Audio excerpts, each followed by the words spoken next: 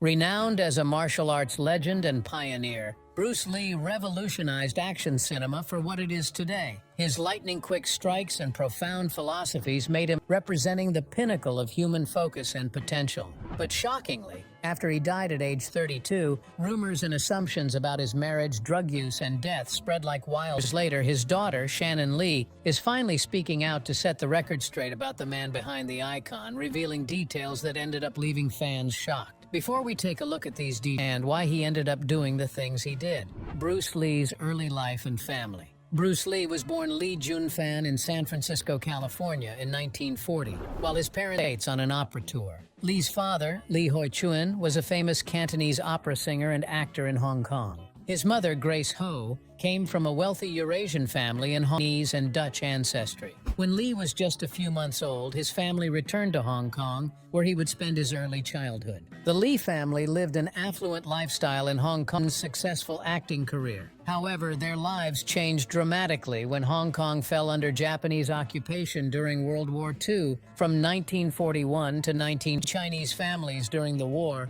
the Lees struggled through harsh living conditions and limited resources. There was intense hardship during this period before the Japanese finally surrendered. Once the war ended, Hong Kong began rebuilding, and Lee's father continued his opera career. His status as a famous singer afforded the family some privileges, including enrollment in school at the age of 12. But academic life did not come naturally to the restless, athletic boy. After struggling at Tak Sun School for several years, his parents transferred to College and then St. Francis Xavier's College, hoping he would fare better. As a teenager, Lee began getting into fights with local gangs frequently. His frustrated more structure and discipline, so they arranged for him to begin studying Wing Chun Kung Fu under the great master, Yip Man. Though Lee showed great enthusiasm for martial arts before it began due to his mixed ancestry. At that time, many Chinese masters refused to teach non-pure Chinese and only accepted Lee after his friend vouched for him. Lee's heritage became an issue again, as the other students resisted working with him once they found out he was part Caucasian. But Lee persevered and continued studying and a few select students. Under their mentorship, Lee excelled quickly. By the age of 18, he was already defeating opponents in major Hong Kong boxing competitions. How streets and in competitions was causing his parents grief. After Lee badly beat a rival gang member in a fight, they decided to send him to the United States just before his 19th birthday. More opportunities there and avoid trouble with the police. Lee's older sister Agnes and several family friends were already established in San Francisco, so Lee moved there first before settling in. Over the next few years, Lee focused on his education and martial arts training while living with various friends and working odd jobs around Seattle. He started teaching his own version of wing techniques from other fighting styles he learned along the way. Among his first students were Jesse Glover, who later became his assistant instructor, and several judo practitioners he met through his friend Jim Lee. By 1961, Lee had set up his own martial arts school in Seattle and also enrolled at the University of Washington, studying philosophy and drama alongside and teaching. But he soon dropped out as teaching martial arts, and developing his own Jeet Kune Do techniques became his overwhelming passion. In 1964, Lee arts demonstration at the Long Beach International Karate Championships. There, he performed his famous one-inch punch against volunteer Bob Baker. Lee stood upright with his fist and delivered a powerful blow, sending Baker flying backward into a chair. Baker later said the pain from that single punch was so intense he had to stay home from work for several days. He also fought Wong Jack Man, a well-known kung fu master in San Francisco's Chinatown. It was an intensely competitive fight apparently sparked by Lee's willingness to teach. Wong took issue with. Details remain controversial, but it was clear Lee's victory helped cement his reputation and his right to teach anyone interested in learning from him. But Lee had established himself as an incredibly skilled and unorthodox martial artist, attracting students eager to learn the techniques he called Jeet Kune Do. When Hollywood producer William Dozier saw Lee give an impressive demonstration at the 1967 Long Beach International Karate Championships, he invited Lee to a series, Number One Son, about the adventures of Charlie, his controversial road to fame. Before we take a look at his darker side, let's take a look at his road to fame. You see, to audition for a role in the TV series Number One Son. Lee was making a name for himself with some small acting roles. In 1966, at the age of 25, he role-playing Kato in the TV series The Green Hornet. This introduced Hong Kong martial arts to many American viewers for the first time. As a professional martial artist, Lee American fist fighting, insisting on employing his Wing Chun techniques instead. This led to innovations like slowing down his blindingly quick moves so they could be filmed properly. Jean LaBelle, a stuntman on the Green Hornet, and the two exchanged fighting knowledge. Though the show was canceled after only one season, it brought Bruce Lee recognition and planted. After the cancellation of the Green Hornet in 1967, Lee found himself lacking direction and out of steady work. He opened a small martial arts school in Los Angeles, Kung Fu Institute, where he began formulating his own unique approach to martial arts. Lee had become disillusioned with the traditional styles he had learned, feeling they were too practical in real combat situations. He emphasized adaptability and a style of no style, cherry-picking the most effective techniques from various disciplines. He started to develop and refine the system that would eventually become known as Jeet Kune Do, or the way of the intercepting fist. It was a revolutionary concept incorporating elements of Wing Chun Kung Fu, boxing, fencing, and other arts into his framework. He also pioneered weight training and strength conditioning for martial artists on physical fitness and practical application. Lee found a circle of celebrity students and supporters, including Hollywood scriptwriter Sterling Silliphant. Silliphant helped Lee choreographer and land minor acting roles. In 1969, Lee choreographed the fight scenes for films like Marlowe and The Wrecking Crew, as well as appearing in shows like Here Come the... He still struggled to get leading roles and felt pigeonholed by Hollywood due to his ethnicity. During that time, he also collaborated on a film script titled The Silent Flute, Elephant, and actor James Coburn. While not produced at the time, it provided valuable learning. By 1971, Bruce Lee had become frustrated with only receiving. He longed to be a star and display his talents on the silver screen. Producer Fred Weintraub suggested that Lee return to Hong Kong to make a feature film, which he could showcase. At first, Lee did not realize he had become a celebrity across Asia from his performance in The Green Hornet, which had been unofficially dubbed The Kato Show. When it aired on Hong Kong negotiations with major studios like Shaw Brothers, Lee signed a two-picture deal with upstart studio Golden Harvest. The first of these, The Big Boss, was released in 1970. He's a young Chinese man who moves to Thailand and ends up fighting against the illicit drug trade. The film featured Lee's artistic martial arts skills as well as his philosophy, showcasing him as a leading man. Though low budget, The Big Boss broke box office records across Asia. It catapulted the unknown actor to stardom overnight. Riding the momentum, Lee starred in Fist of Year. Set in Shanghai during the 1930s, Lee played a martial arts student seeking to avenge his master's murder. He fights opponents using powerful punches, wide of nunchaku techniques. Lee performed all his own stunts, emphasizing emotional intensity and spiritual philosophy between fight scenes. Like The Big Boss, Fist of Fury success, breaking the box office record set by Lee's previous film. For his third Hong Kong feature in 1972, The Way of the Dragon, Lee was given complete creative control. Produced, choreographed, and starred as a young martial artist who defends family members threatened by the mob. This film contained Lee's lengthy, iconic fight scene against Chuck Norris. The duel is considered one of the greatest fights in cinema, marrying athleticism and brutality. The Way of the Dragon took in a staggering 5.2 million Hong Kong dollars film ever. Now a bona fide movie star, Lee formed his own production company called Concord Production Inc. with Raymond Chow. His next endeavor would be his first Hollywood co-73's Enter the Dragon. This was the first kung fu film produced by a major Hollywood studio, Warner Brothers, set on an island hosting an international fighting tournament. Lee played a spy on the proceedings. Enter the Dragon was a global phenomenon, earning over $90 million worldwide. It cemented Lee as a martial arts legend and sparked a worldwide. Tragically, just days before the premiere of his biggest hit, Bruce Lee died at age 32. Though his meteoric career was short-lived, Lee became an international icon and entered cinema to the mainstream. He pioneered martial arts choreography for the screen, using innovative camera angles and editing techniques. Lee emphasized emotional characterization alongside physical technique. Even after his shocking death, Lee's legend continued to grow, Unfinished footage he had shot for his last film, Game of Death, was later cobbled together look-alike actors, stunt doubles, and existing Lee footage in 1978. In the 1990s and 2000s, interest began to rise in Lee's unique martial art actives. His writings on topics like self-actualization and emotional liberation were found inspiring by many. Bruce Lee bridged the gap between Hong Kong action cinema and Lee's films made the Hong Kong film industry globally prominent. He paved the way for future martial arts stars like Jackie Chan and Jet Li. His groundbreaking fight choreography imitated by filmmakers ever since. Bruce's family, romances, and infidelity. While studying at the University of Washington, Bruce Lee met Linda Emery.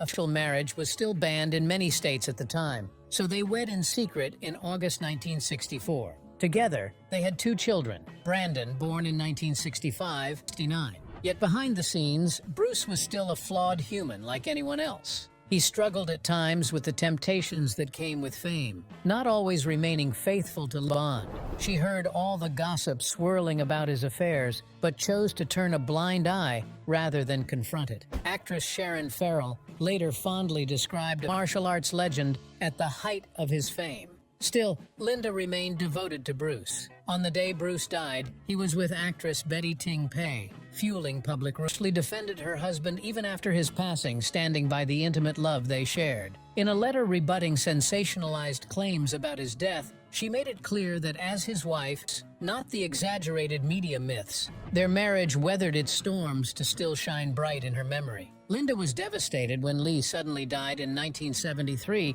but she worked tirelessly over the decades to continue promoting his art of Jeet Kune Do and manage his estate. She wrote an intimate biography of her late husband in 1975 for the 1993 film Dragon, the Bruce Lee story. Their son Brandon inherited Bruce's passion for martial arts. As a child, Brandon learned directly from his father and grew determined to follow in Lee's footsteps as an action star. After some early roles, Brandon was tragically killed in 1993 at age 28 by a prop gun accident, eerily similar to how his father passed. Shannon was only 4 when her beloved father died. She later studied Jeet Kune Do under her father's students to connect with his legacy. On acting at first, Shannon became more dedicated to martial arts in adulthood. She now heads the Bruce Lee Foundation, managing her father's estate and promoting his teachings from the foundation. But even in her late 70s, she still strives to keep Bruce's memory alive, seeing her role as almost a sacred duty. She wants both his lead family to know the extraordinary man behind the screen icon,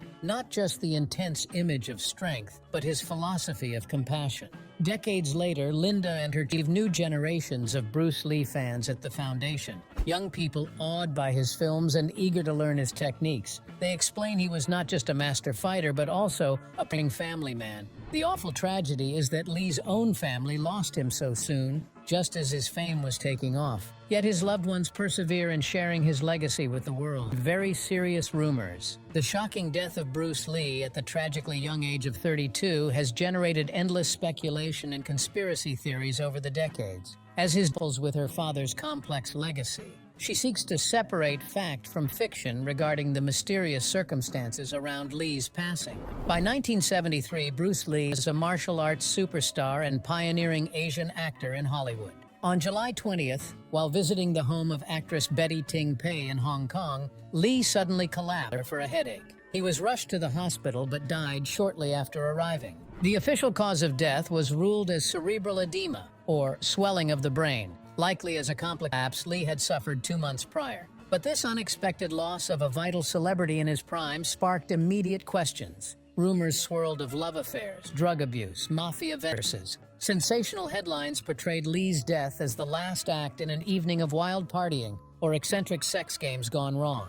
Lee's wife, Linda, was forced to fend off of her husband's name. For Shannon, just 4 years old when her beloved father died, protecting his legacy from rumor and innuendo became a lifelong struggle. In the chaos after Lee's death, falsely claimed Lee was at home with Linda that fateful evening. When Chow's deception was uncovered, speculation mounted that Lee was instead engaged in a torrid affair with Betty Ting Pei for Lee's demise. I received threats that my life was in danger as revenge for Bruce. A terrified Ting Pei confessed years later, though no evidence ever indicated damage was done. Bruce Lee's reputation would be forever linked to the beautiful actress who spent his final hours with him. Equally persistent were accusations of a fatal drug overdose found in Lee's system, fueling rumors of substance abuse despite medical opinions debunking claims it caused his death. Speculation expanded over the years to cocaine, LSD as well. For Shannon, already robbed of her beloved father, such rumors only deepened the pain.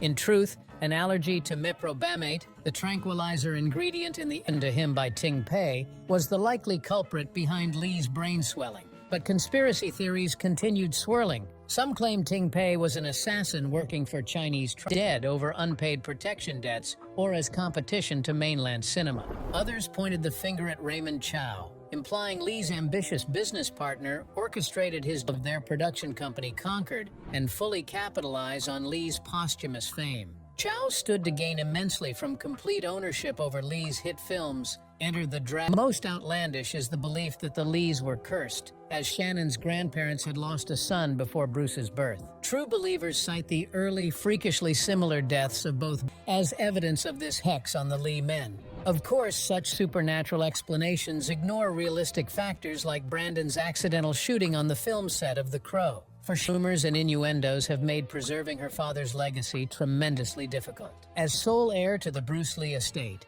she has devoted herself to protecting his image and sharing his talents. Yet outrageous conspiracy theories continue swirling around Bruce Lee decades after his death, forcing Shannon to repeatedly defend her father's name. While the full truth behind his demise may never be known, his daughter rejects all sensational claims and speculation. Shannon wants her father remembered for what he brought to the world while alive: the dazzling career, the profound martial arts. She keeps his memory alive not through conspiracy or controversy, but by passing on Bruce Lee's teachings, a precious inheritance she shares with all.